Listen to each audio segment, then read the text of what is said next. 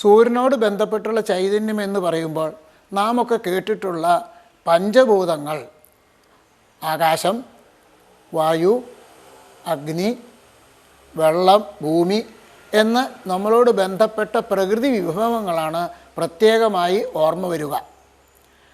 അങ്ങനെ വരുമ്പോൾ ആ ഓർമ്മ വരുമ്പോൾ നമുക്ക് എങ്ങനെയാണ് നിലനിൽപ്പ് എന്നുള്ളതാണ് സങ്കല്പം. ആ നിലനിൽപ്പിൻ്റെ ഉദാഹരണത്തിന് പറയുകയാണെങ്കിൽ വെള്ളം കൊണ്ടാണ് ഭൂമി ജീവിക്കുന്നത്, അല്ലെങ്കിൽ ഭൂമി വെള്ളത്തിലാണ് നിലനിൽപ്പ്. വെള്ളമില്ലെങ്കിൽ ഭൂമിയില്ല. പക്ഷേ ആ വെള്ളവും ഒറ്റയ്ക്ക് നിൽക്കാൻ പറ്റില്ല. ആ വെള്ളത്തിനെ ചൂട്, അഗ്നി കുടിച്ചു വറ്റിക്കും. പക്ഷേ കുടിച്ചു വറ്റിക്കുന്നത് പോലെ തന്നെ ആ അഗ്നി തന്നെയാണ് വർഷിക്കുന്നതും വെള്ളമുണ്ടാക്കുന്നതും. അപ്പോൾ അഗ്നിയാണ് വെള്ളത്തിനെ നിലനിർത്തുന്നത്.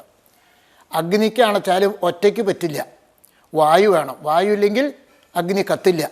അപ്പോൾ എന്തു വരുന്നു? വായുവാണ് അഗ്നിയെ നിലയ്ക്ക് നിർത്തുന്നത്. അപ്പോൾ നമുക്ക് വായുവിൻ്റെയും കൂട്ടുകൂടായ്മ വേണം, വേണം. പക്ഷെ വായുവിനോ സഞ്ചരിക്കണച്ചാൽ ആകാശം വേണം. ആകാശമില്ലെങ്കിൽ വായുവിനൊന്നും ചെയ്യാൻ പറ്റില്ല. അപ്പോൾ എന്തു വരുന്നു?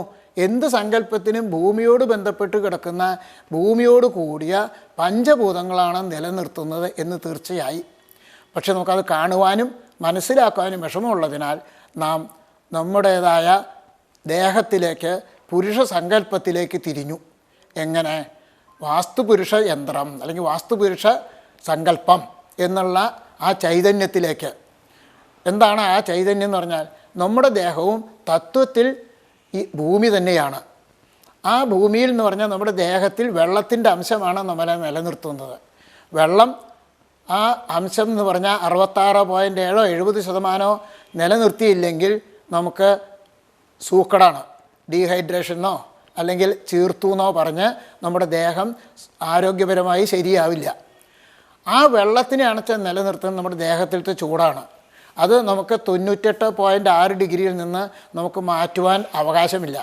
കുറഞ്ഞാൽ തണുത്ത് പനിച്ചു പോയി എന്നും ചൂടായാൽ പനിച്ചു വന്നു എന്നും ആയ രണ്ടായാലും പറ്റില്ല. അപ്പോൾ ആ ചൂടാണ് നമ്മുടെ ദേഹത്തിനെ നിലനിർത്തുന്നത്, വെള്ളത്തിനെ നിലനിർത്തുന്നത്. ഈ ചൂടിനെ നാം ശ്വസിക്കുന്ന വായു വേണം.